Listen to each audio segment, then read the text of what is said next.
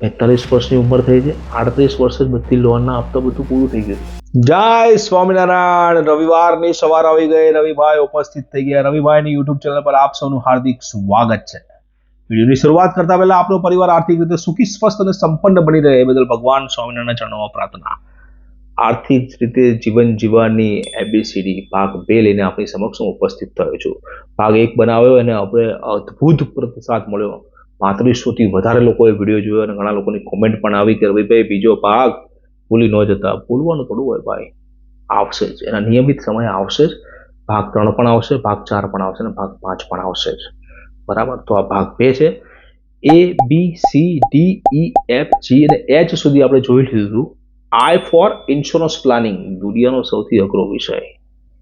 વીમો શબ્દ લોકો સાંભળતાથી લોકો દૂર ભાગે છે. અમારો તો 18 વર્ષનો અનુભવ છે. ચોક્કસથી તમને એવું ક્યાંય લાગતું હશે કે વીમા એજન્ટ પાછળ પડી જાય છે. ભાઈ, અમને એવું શીખવાડવામાં જ આવે છે કે વીમો એ આગ્રહની વિષય વસ્તુ છે અને તમામ ડોક્યુમેન્ટ પર આ વસ્તુ લખેલું જ છે. Insurance is a solicitation matter. બરાબર, એટલા માટે. અને સર્વેક્ષણ પણ એવું કહે છે કે 10માંથી 7 પોલિસી વીમા એજન્ટના ધક્કા અને આગ્રહના કારણે જ વેચાય છે. એમાં અમને ક્યાંય ખોટું લાગતું નથી. પણ જો તમે એવું વિચારતા હોય કે તમારું પોતાનું સારું આયોજન થાય તો બોલાઈને તરત આયોજન કરી દેવાનું. તમને એવું લાગતું હશે કે તમને વધારે પૈસા મળતા હશે તો વધારે કંઈક વસ્તુ મળતી હશે એટલા માટે અમે ધક્કા કહીએ, જેવું નથી હોતું.